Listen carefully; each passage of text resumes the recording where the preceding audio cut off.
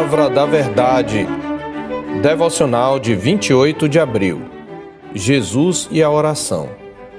Ele, Jesus, nos dias da sua carne, tendo oferecido com forte clamor e lágrimas, orações e súplicas a quem o podia livrar da morte, e tendo sido ouvido por causa da sua piedade, embora sendo filho, aprendeu a obediência pelas coisas que sofreu, e tendo sido aperfeiçoado, tornou-se o autor da salvação eterna para todos os que lhe obedecem, tendo sido nomeado por Deus sumo sacerdote segundo a ordem de Melquisedeque.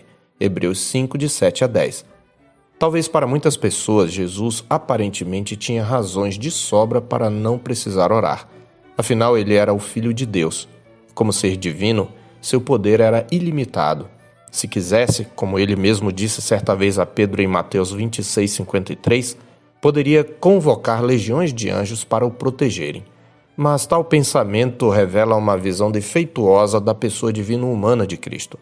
Mesmo sendo Deus, Jesus não julgou como usurpação ser igual a Deus, antes a si mesmo se esvaziou, assumindo a forma de servo, como Paulo fala em Filipenses 2,7.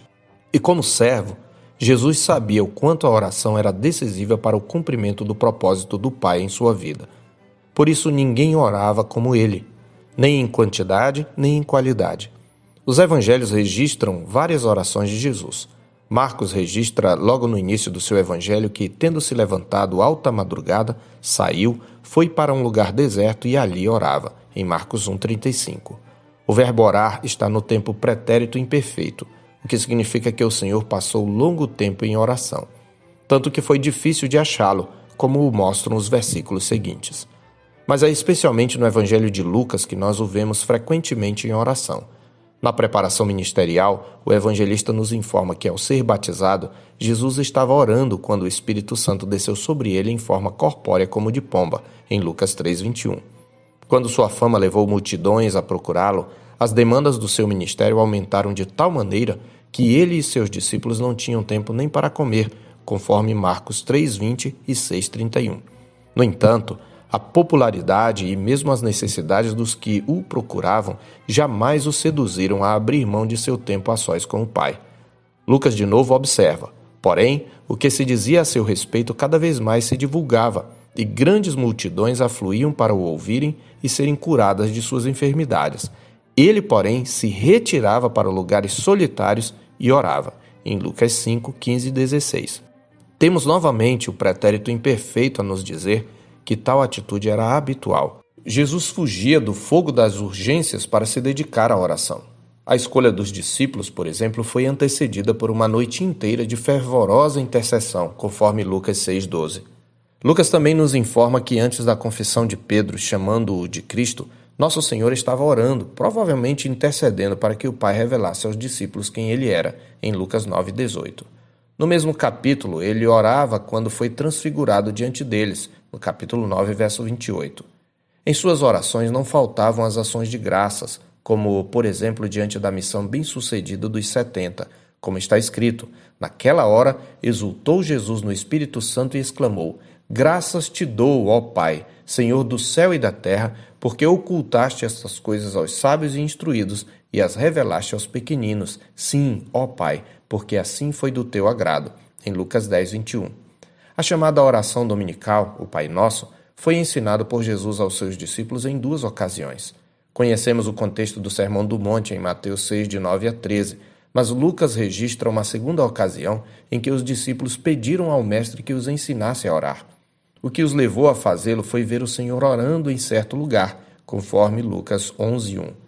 Jesus sabia também que Pedro haveria de negá-lo, mas intercedeu pelo seu arrependimento, como ele advertiu ao seu discípulo: Simão, Simão, eis que Satanás vos reclamou para vos peneirar como trigo.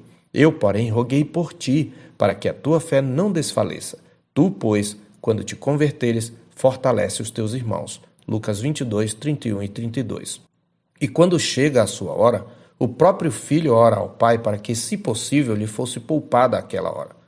Naqueles momentos de intensa angústia, longe de desanimar em meio à opressão, Jesus transformou sua angústia em oração, como registra Lucas mais uma vez, e estando em agonia, orava mais intensamente. E aconteceu que o seu suor se tornou como gotas de sangue caindo sobre a terra. Lucas 22, 44. Mesmo já preso à cruz, ele não parou de orar. Antes persistia em interceder pelos seus acusadores. Lucas observa: contudo, Jesus dizia, pretérito imperfeito de novo: Pai, perdoa-lhes porque não sabem o que fazem. Em Lucas 23, 34. Mesmo após sua exaltação, Jesus nunca parou de orar. Sendo verdadeiro Deus e verdadeiro homem para sempre, como tal, ele intercede por nós. Ele é o grande sumo sacerdote que penetrou os céus e que pode compadecer-se das nossas fraquezas, pois ele foi tentado em todas as coisas à nossa semelhança, mas sem pecado, conforme Hebreus 4, 14 e 15. Não fosse sua intercessão, de nada adiantariam nossas orações. Na verdade, nem sequer teríamos poder para orar. Desse modo, Jesus é para nós mais do que um modelo. Tampouco é menos do que isso. Portanto, mirando-nos no seu exemplo e confiados na sua intercessão, oremos sem cessar. Oremos com ousada confiança. Oremos com fervor e perseverança, na certeza de que, por meio de Cristo, nunca deixaremos de receber misericórdia e achar graça para socorro em ocasião oportuna. Eu sou o pastor Marcos Augusto, pastor da Terceira Igreja Presbiteriana de Boa Vista, em Roraima. Tenha um bom dia na paz do Senhor Jesus.